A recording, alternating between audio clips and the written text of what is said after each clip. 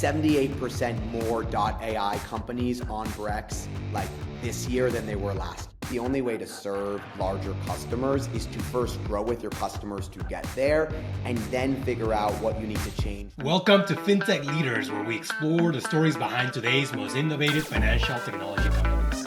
Coming to you from New York City, I'm Miguel Armaza, co-founder of Gilgamesh Ventures, a fund that backs early stage FinTech entrepreneurs. I sat down with Art Levy, Chief Business Officer at Brex, one of the most dominant FinTech companies of the last decade, founded by Enrique de Bugras and Pedro Franceschi.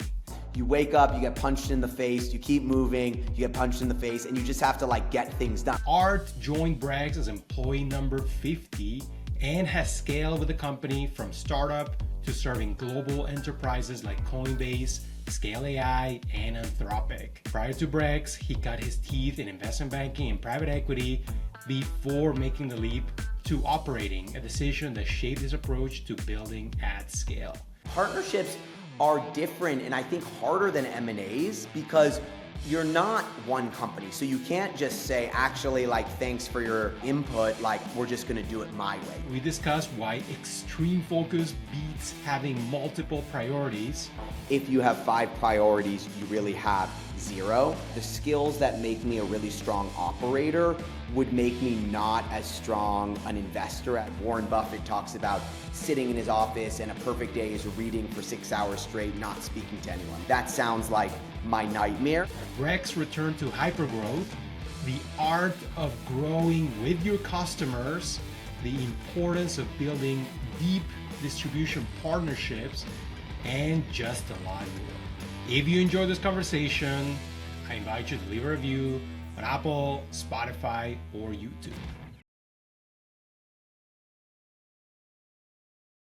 Welcome to FinTech Leaders, all the way from California. Yes, excited to be here and excited to chat. Yeah, listen, we have a lot of friends in common.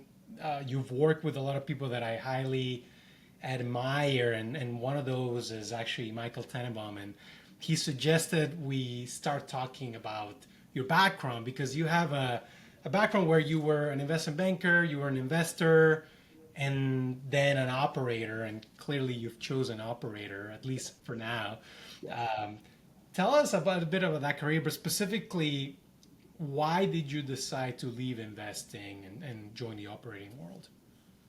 Yeah, so look, I grew up in Boston, and my dad was actually my late father was a biotech entrepreneur. So in the back of my head, I always thought I wanted to build something, but I also knew I wasn't smart enough to be a biochemist. So I ended up going to Princeton, and while I was there, I got candidly a bit caught up in what everyone was doing. I graduated in the early 2010s when finance and Wall Street was still kind of the thing you did coming out of that school. Very risk averse, by the way, like most of the people that go to Princeton, at least at that time. And so I ended up doing investment banking, but I really hated it, candidly, from day one. I think that you were too far away from the actual clients. You're sitting, you're doing the spreadsheets, you're doing the modeling, and yes, it was intellectually stimulating in some ways, but I always really liked talking to people and going to meetings, and I was looking at the investment bankers, and I was sort of okay, yeah, I want to be the managing director. I think it'd be pretty fun to fly around and advise all these companies about what to do, but it's going to take me 15 years to get there. I don't want to do that. And so I pretty quickly decided to try out private equity. That wasn't close enough to the arena. I think it's Teddy Roosevelt has a quotation around great respect for the man in the arena. And so I kind of stumbled into my first startup role by asking a number of my friends, hey, here are my skills, finance and sales. I've never done traditional sales, but I think I would really like it. What would you recommend?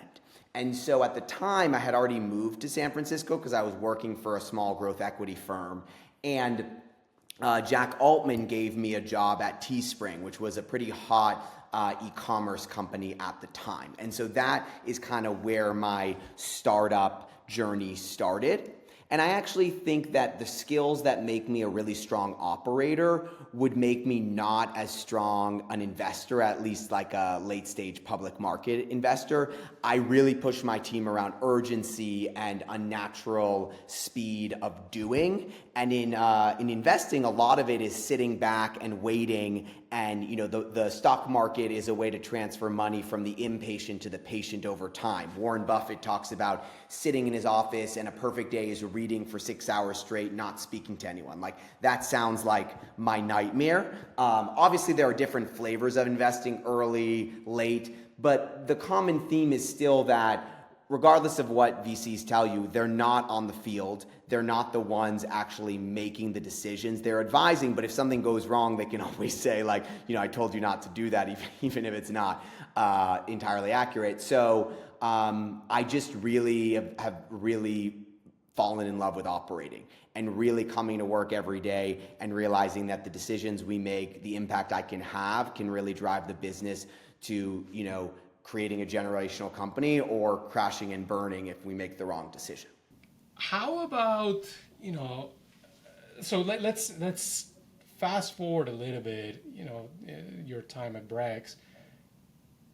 Tell us a bit about what's accelerating the growth of Brex today, because I think you recently reported you had hit over 100 billion in run rate TPV, right? That's not small. Yep.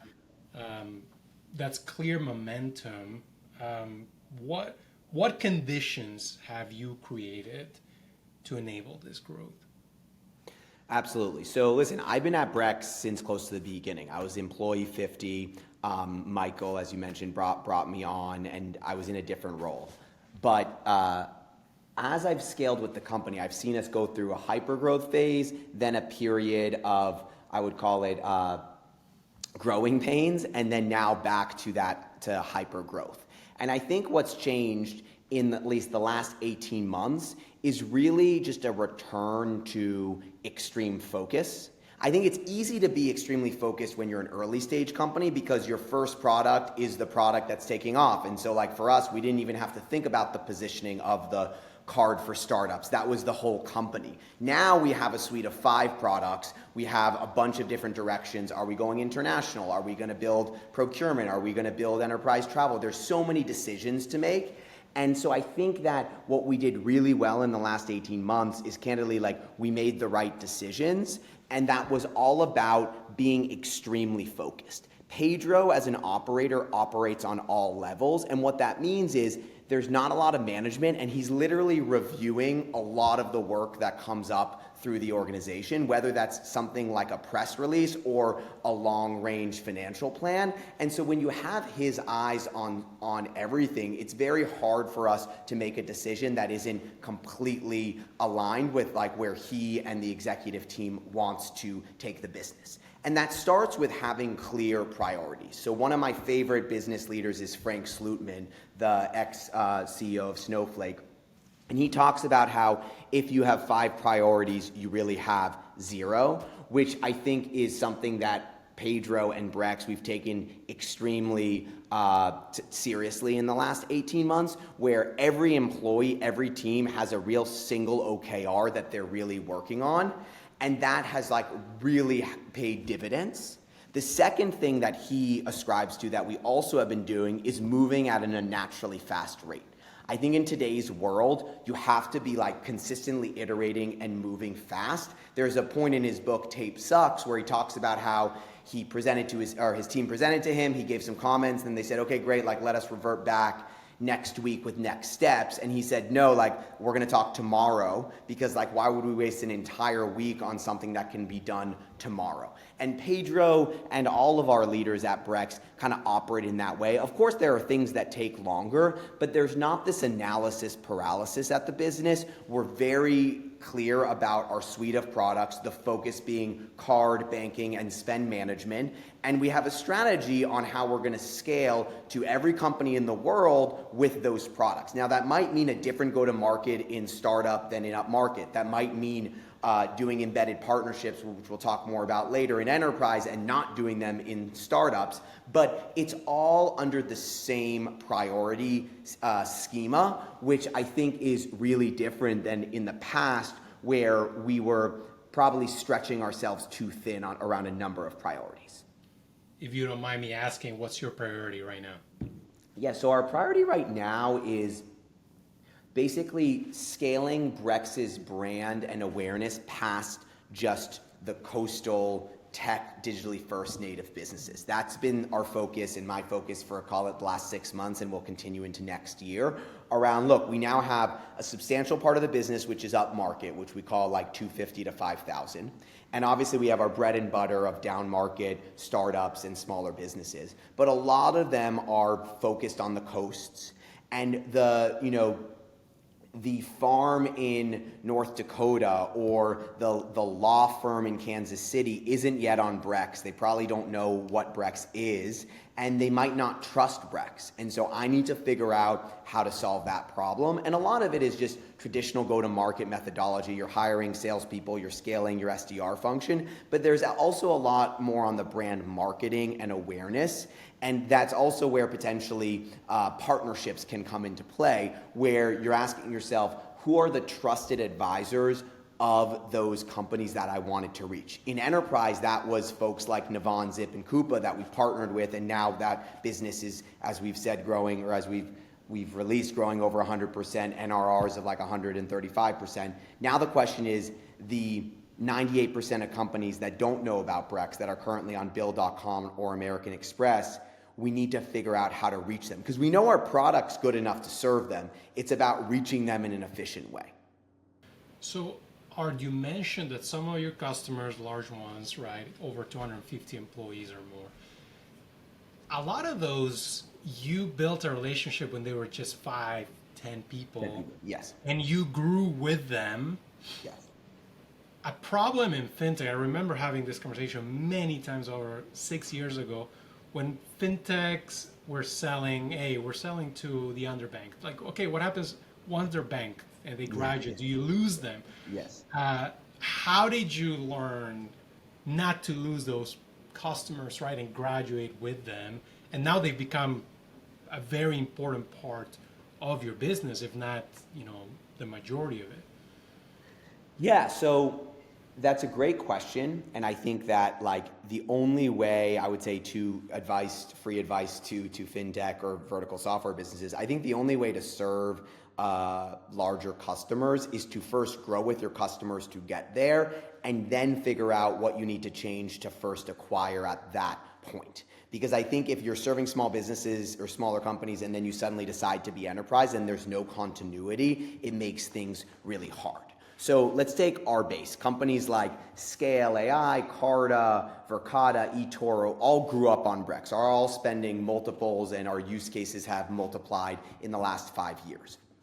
The way we kept them comfortable is literally just listening to them, hearing what was important to them. Oh, I need global capabilities in these regions. I need a better bill pay product. And then also hearing them when they said, hey, I'm going to use Zip for procurement, or I'm going to use Navan for travel. The key to these big partnerships, and I know we're going to get into that a bit more later, they came from the customers. We had tens, 80, I think it was 87 customers asked me about Navan and why we didn't have an integration in 6 months. And it was hey, I should probably work on getting that done.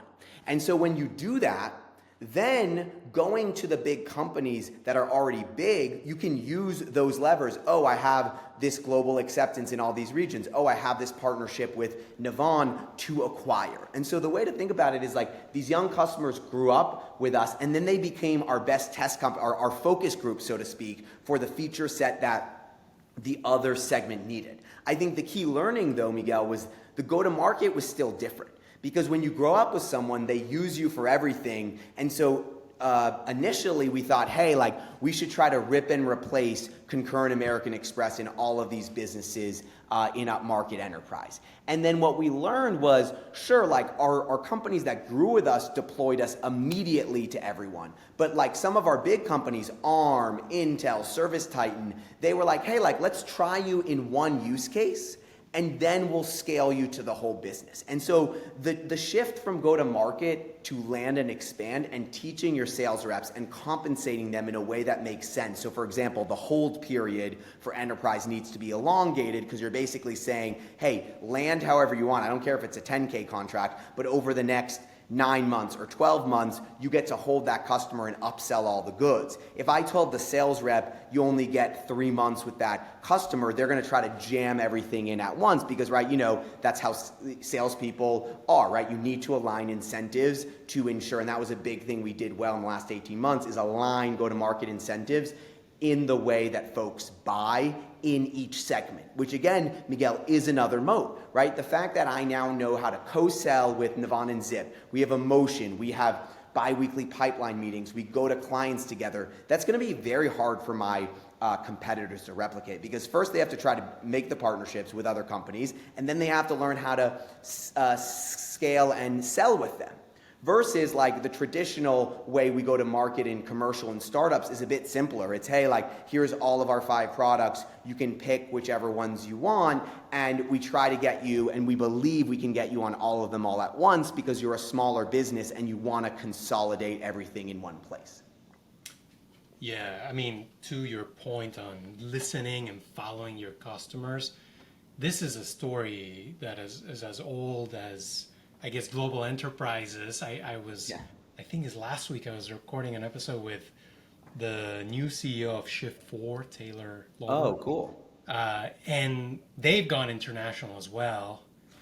How? By following their customers, right? How do you think about kind of going global?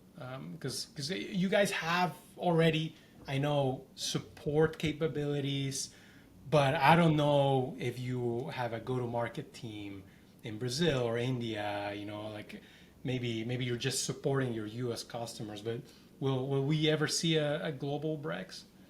Yeah, so great question, and it's something we wrestle with a lot. So I would say global is our number one differentiator, but how we define global is you're a multi-national entity that has at least some presence in the US, like you have at least one office there or folks on the ground, and then you use Brex for all of your offices. So the reason we won Coinbase actually was, first they were using us in Malaysia and the Philippines to solve an acceptance issue with American Express. And then over the next 2.5 years, we now scaled to use them for all products. They also use us with a bunch of our embedded partners. So the idea there was you win because of a global region, and then you expand to the rest of their portfolio, or the rest of their business. But yes, we're not serving kind of Brazilian-only entities, or we haven't gone local in Europe to smaller startups or businesses there. For now, I think the focus is largely global businesses that have a presence in a number of countries, because that's where Brex shines. It's that we can issue currencies in 60 plus, we can issue cards in 60 plus currencies globally. And then there's a financial controller that can see that all in one software instance, right? We have a bunch of enterprise customers that are issuing cards in 24 currencies, which is super cool and super sticky. I think that's the core use case. And so, look, to the extent there are global businesses that don't have a US presence, so maybe like a Deliveroo or a fintech like Revolut, let's say they don't want to use their own card. We do want those businesses on Brex, but that is the focus, and that dovetails nicely with the upmarket focus versus, do I think we're going on the ground to serve European startups? At some point, yes, but probably not in the next, call it 2 years. That said, there's a number of things we can do to improve the global experience by getting local licenses in different countries globally, which is something we're actively working on. Let's talk partnerships. You announced 2 big ones, Navan and Zip. Actually, Rujul from Zip has been a guest on the podcast. Fascinating. I know. Yeah. He's amazing. Yeah. Yeah. And so you also posted, I believe it was on Twitter, that most partnerships fail, right? How are you setting up yours for success, right? To avoid that that path that we often see. Totally. So I think the first thing is to take a step back and think about like where does Brex use partnerships in its moats. So first of all, Pedro is incredibly adamant about building our own infrastructure because he sees that as a differentiator. So when you think about the infrastructure we built, remember, Brex was started before we were the category creator here, and we will be the category winner. And that's because we actually built our own issuer processor. We had to do that because Marqeta, Stripe Issuing weren't kind of around or weren't at maturity when Brex launched. And so to start, I would say we don't have real partners in our infrastructure besides our core banking partners and our core network, which is MasterCard. Everything else we're building ourselves. And even for our global instance, where, like I said, we're getting principal issuing licenses in these countries, we're not using a middleware layer. That said, part of that extreme focus that I mentioned is around, okay, Pedro's saying, look, I'm going to build everything myself. I'm going to build this N of one global payment infrastructure. But if I do that, that has to mean there's a trade-off. And the trade-off is therefore that I'm very focused on my corporate card, my spend management, and my banking product. Those are the products that I'm really focusing on. And so I need to focus there. And so on things that are adjacent that my customer wants to have really good interoperability, things like ERPs, things like procurement platforms, and things like travel platforms, we need to partner with the best of breed so that our customer can have those systems work well. We don't actually believe that it needs to be one system because our system is so deeply built by ourselves. It's kind of makes a lot of sense when you say it out loud in the sense of if we were built on a third party like Stripe Issuing and Marqeta, it would be harder to then do integration and distribution partnerships because now suddenly with Zip, there'd be like Zip and Stripe Issuing and Brex, and it would be like a big mess. For us, it's, hey, we can do exactly what Zips want. Rajul, he had an amazing vision on how he wants Brex to surface inside of Zip in the intake workflow and in the procure to pay workflow. And we were able to build that because all you had to do is get Pedro and him aligned, and then it was like hit go for 6 months. He has an extremely talented workforce.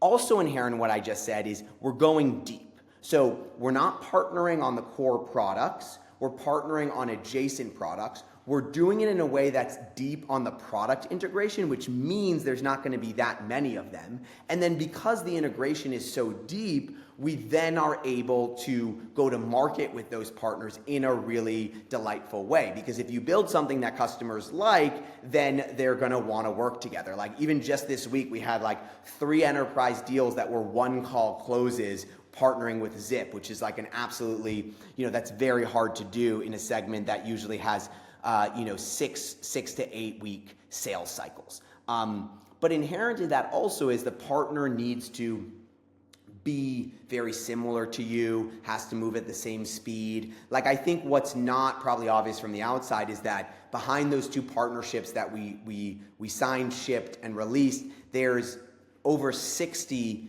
companies that I and my team thought about working with, and then we have our own framework around like why it's not going to be a good partner. Maybe they don't partner well on last mile go to market. Maybe we think their tech stack won't be, or their tech team won't move as quickly as us. Like I love to go back to one of my, we really look up to Stripe as a company. I know I'm talking about Stripe Issuing and kind of bullying it in that way, but I believe Stripe is of course, a generational business.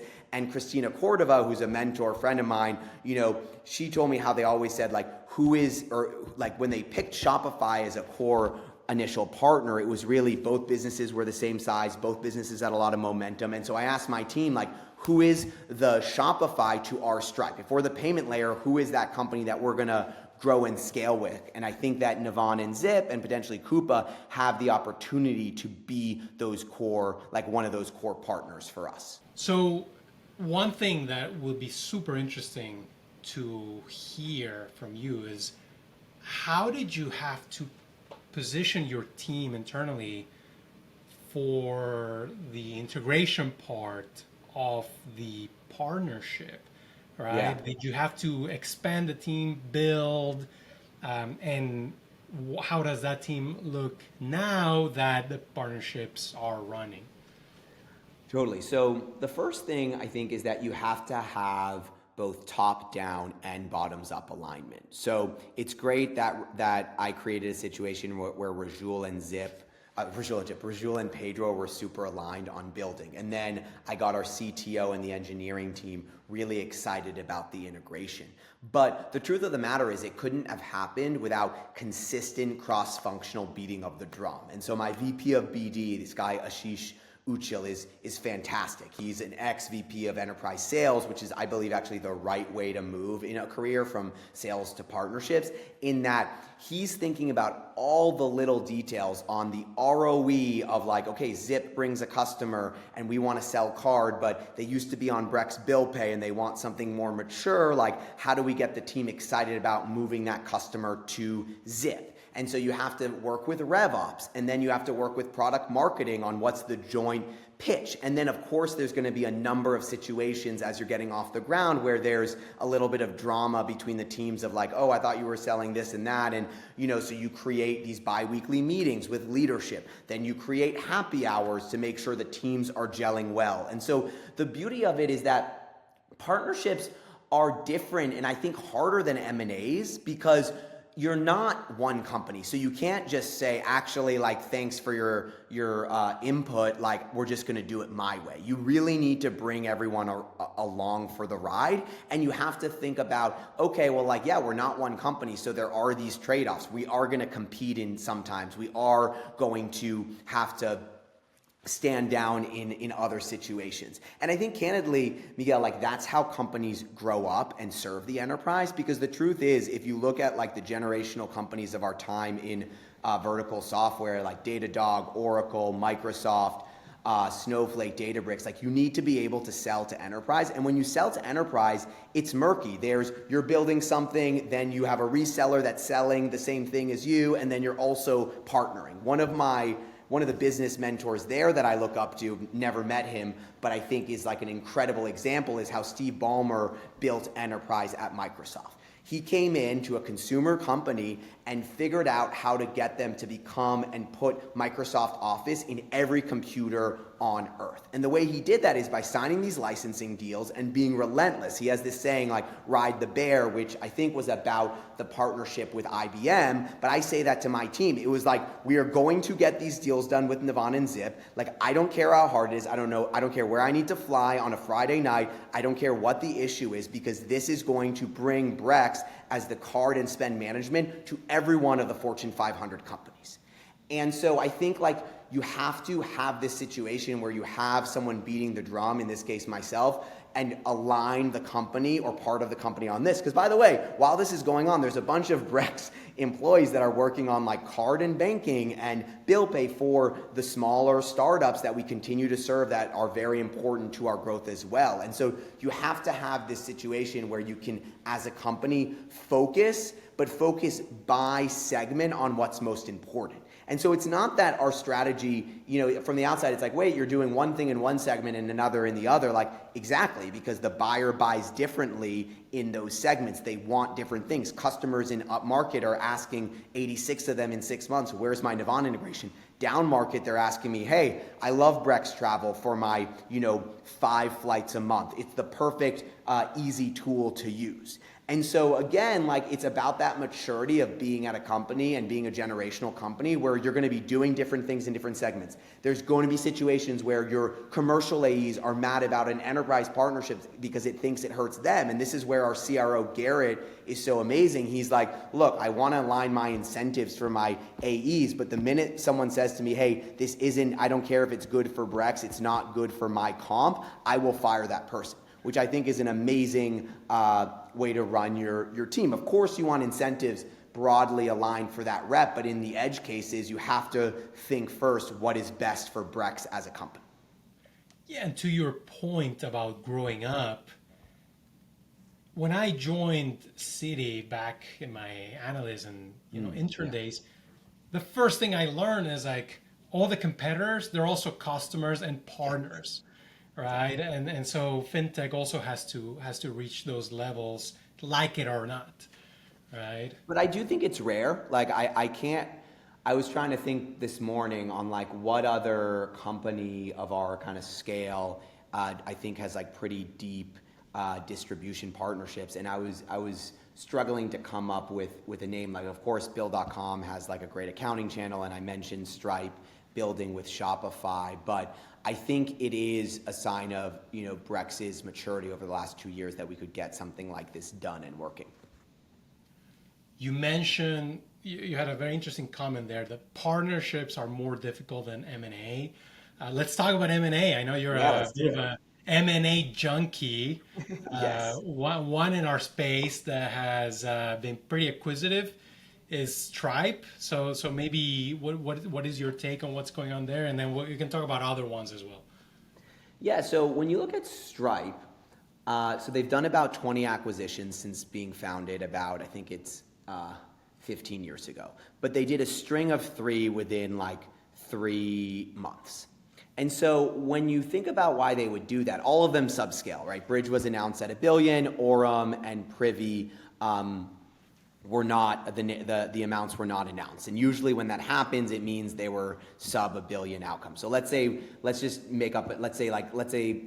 spent $2 billion over the last 3 months on these three deals. That's not that much, right? Their market cap is probably around 100 billion. Is that the last valuation? I think so, yeah. So that's like Around 2%. there, yeah. Yeah. So why are they doing this? And I think the way to think about it is Stripe has a merchant acquiring business that is their core business. And the best companies are always thinking about what is an existential threat to my business.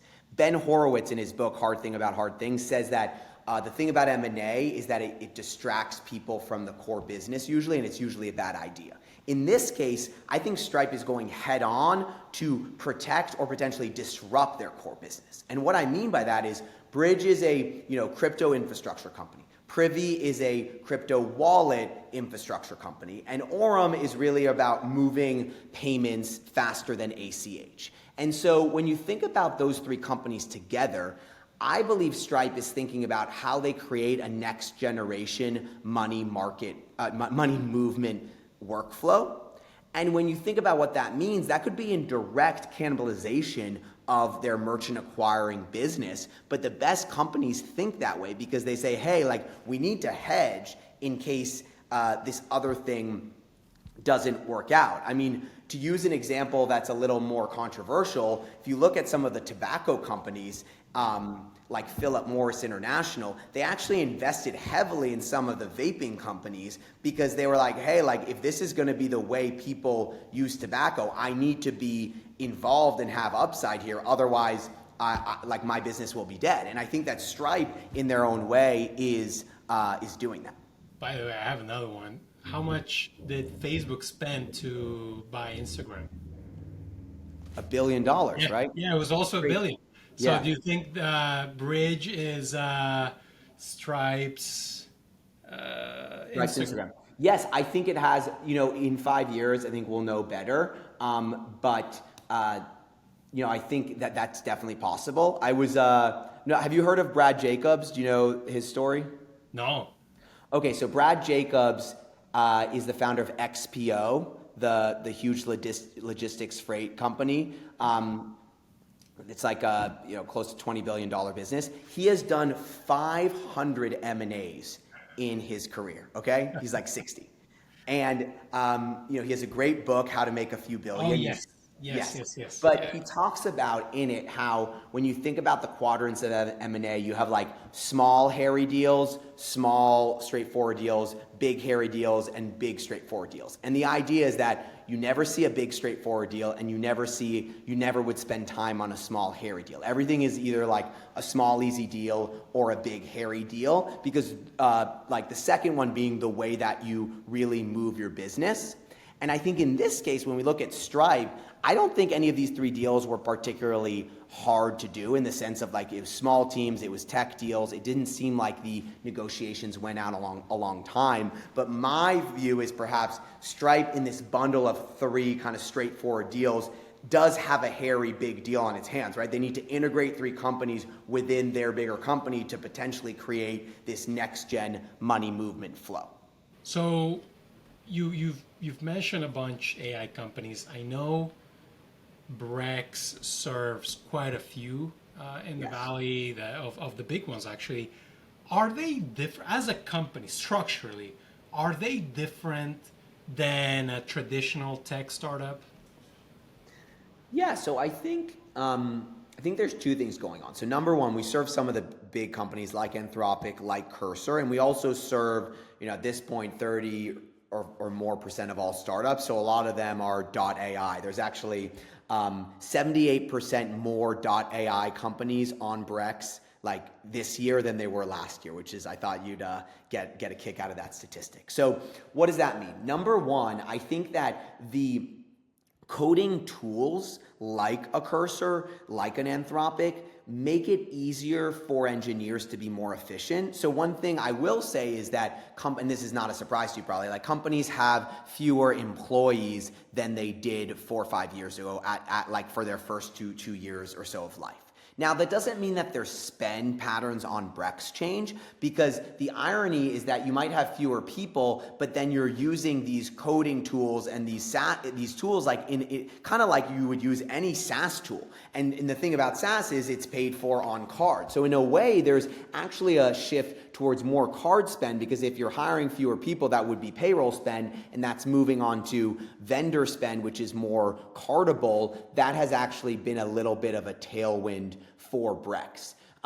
In terms of their needs, I think they just are great thought partners to us when we're thinking about our own suite of agents that we're building in the user workflows. We're building a payment agent and our accounting automation agent is already processing like 25,000 entries per month with an 85% acceptance rate, meaning, it goes in the ERP directly and it says, hey, is this right?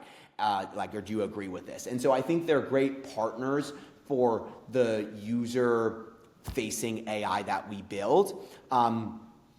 And then also on the other side, because the thing with Brex, the way we think about AI is that there's AI that goes into the product directly, and then there's what we call like operational AI. So our COO recently published a doctrine where she spelled out all of the ways that she's using AI in her organization, which is like 500 people. And basically, she likened it to operations people used to be like taxi drivers managing a fleet, and now it's an autonomous fleet. And so like level 1 work needs to be all automated by AI, and then there needs to be an escalation and then a second escalation. But she believes she can bring down our cost to serve, by, I don't want to put her on the spot, by many percentage points over the next year by implementing the right software and then teaching her team to be using it in the correct way. And so I guess the point of that story is just to show we're thinking about it really critically to make Brex. It's always been a company that uses machine learning, right? Like when we started, we were using machine learning to look at all the data coming through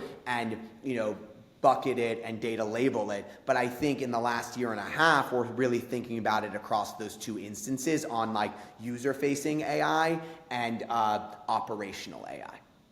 I think I'll provide a link to that doctrine from your CEO, and I'll read it myself because that sounds extremely interesting. Yeah. Coming back a little bit to talking about the culture at Brex.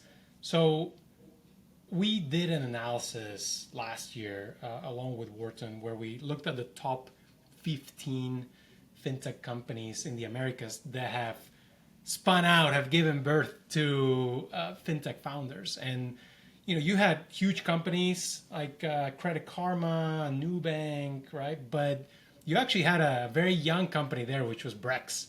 That was the youngest one on the list. Yeah. Why is that? Tell us, what is it about the culture at Brex that you're recruiting future founders? Totally. So first of all, that's something we're very proud of. We think about it as part of our employee value proposition, because while we have a big culture of promoting within, so when you look at the C-suite today, everyone, like the average tenure at Brex of the C-suite is 5.7 years. So that like we lead by example where we're saying, hey, like if you stay here long enough, you will continue to scale. And there's so many examples of managers becoming VPs. And Camilla, the COO I mentioned, started out as a director of finance and operations 6 years ago. So first of all, there's a culture of upward mobility. How that translates to entrepreneurialism is that we force everyone to operate on all levels. So Pedro wants the best business development person as his CBO. He wants the best sales rep as the chief revenue officer, because it really is a player coach model, and because we don't believe in like management for management's sake. Myself right now, I still do about 30% IC work, even while running a large organization, because that is just the way Pedro wants to run the company. It's like with relentless granularity. I think when you think about Pedro, I think about, I used this analogy the other day. Let's see how it sticks. He's kind of like a hawk in the best way, that's like circling the company, it's circling, and then he goes like really, really deep on something for like 2 weeks, 3 weeks, 4 weeks to fix it and urge everyone to fix it, and then he's back up, and he wants everyone on his leadership team to do the same thing, right? Like I oversee comms and BD and M&A and fundraising, and so like whatever the week is, I'm probably really, really deep on one thing to the point of like rewriting individual work, pieces of work, and then I, set it up and forget it and move on, not forget it, but set it up and then move on to the next thing. And so I think that culture of like relentless grit, and also I think it's hard to get resources at Brex because we make it so there's not, we run the teams lean. And so like even for something like embedded that Ashish, my VP, did, he had to trumpet resources and go around to different parts of the company and get everyone excited and then like present to LT with a plan. And when you do that, it's not that different than like, it is different, but it's similar in some ways as to going 0 to 1 at a company and founding a company. Because Brex is like, you wake up, you get punched in the face, you keep moving, you get punched in the face, and you just have to like get things done. Like I tell my team like to get things done, even when I don't believe that they can, because I'm sort of like, hey, like shoot for the moon, land on the stars, like we'll figure it out. And I think that's a very founder mentality. The second thing I would say, or the last thing I would say rather, is we really have a dream big mentality. Right, like Brex was like one of our first Wi-Fi passwords was buy Amex 2024. So we are behind on my M&A on that. But I think the point was that in 2017 we had such optimism and drive to create this generational company that we're still working on today. That even though we didn't buy Amex now in 2025. We've built a pretty generational company in 7 years. That is the way Brex is. It's sort of like you shoot for these audacious goals, and if you don't reach them, when you get there, you're probably still happy where you did reach because you got somewhere great. And that's a really founder mentality, I think, in a lot of ways. And it's why we're proud that you're right about the statistic. The other statistic I wanted to share is those founders have raised a total of $837 million, which to me is a huge amount of money, and only people have been starting companies from Brex only for the last probably 5 years or so. So you joined as employee number 50. I actually didn't know that. Yeah. How many employees today? Right now we have 1,200. 1,200. So to get to 1,200, and more importantly, to get to the numbers that Brex has today, you've gone through hypergrowth, right? It's just there's no other way. And hypergrowth, hyperscaling, as you do that, things break. What's been the hardest lesson or hardest kind of experience that you can recall from specifically growing so fast? Yeah, so I think the hardest lesson from growing so fast, candidly, was the expectations that we set on ourselves at the time. Because I think that if you aren't super clear about the way you want to hit those growth expectations and confident in the methodology, that is when things break. And so I think if you look at the ZERP era, that was a time where then Brex tried to do too many things at once. That was when we were, again, like building everything for everyone rather than looking at each segment really critically and saying, hey, like we are the best to serve customers in this segment this way, and in enterprise we should serve them in that way. And I think that was a mistake in that we should have more quickly realized, hey, like let's double down on what's working. That's not always the same per customer, but like just listen to our customers and build what they want and build fewer things. Instead of saying, no, we're Brex, we're a generational company, we can do everything and be everything to everyone. And the irony is when you do fewer things, not only did the growth rebound to now huge levels, and NRR is now up 15% year over year, and all these great things are happening, but the culture's better. So we did our engagement survey, which we do every year, and the employee engagement was at 93%, which is a really, really strong target that looks at, like, do people think the company's best days are ahead of them? Do they see themselves at Brex in 2 years? Like, do they have confidence in management? All of the things that investors and customers would want to hear about a business have really happened at Brex. You've given us a couple books, actually, more than one, actually, at least two that I can recall. But are there books that you find yourself recommending often? Maybe you can talk about the ones you mentioned already, or some other ones. I see books behind you. Yes. I read quite a few books. I love, actually, some business people don't like reading business books. I very much enjoy reading business books.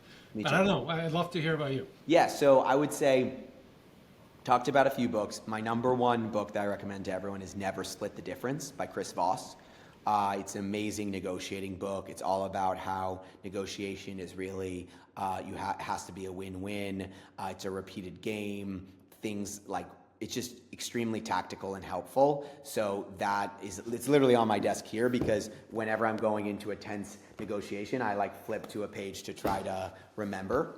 The other book I really like as it relates to M&A specifically is The Outsiders, which is an older book by William Thorndike, which is about how M&A is just a capital allocation method, just like buying back shares or trying to build another, a product. I think this is back to what I was saying about the quote from Ben Horowitz's book. People get super excited about M&A, and it can become a major distraction, which is a bad thing, because sometimes it can be like, no, we actually should just, if you're a public company, buy back our shares, or actually, no, let's just go build that thing. But people see a company, they get super excited, everyone wants to be involved in the M&A, and then not only is the potentially acquisition not a good idea, but you wasted so much time and so many people's energies. That's the thing that worries me the most, is if Brex were to do an M&A where everyone is working on it for 4 months and then it fails after, and we don't know it fails after for another year, that's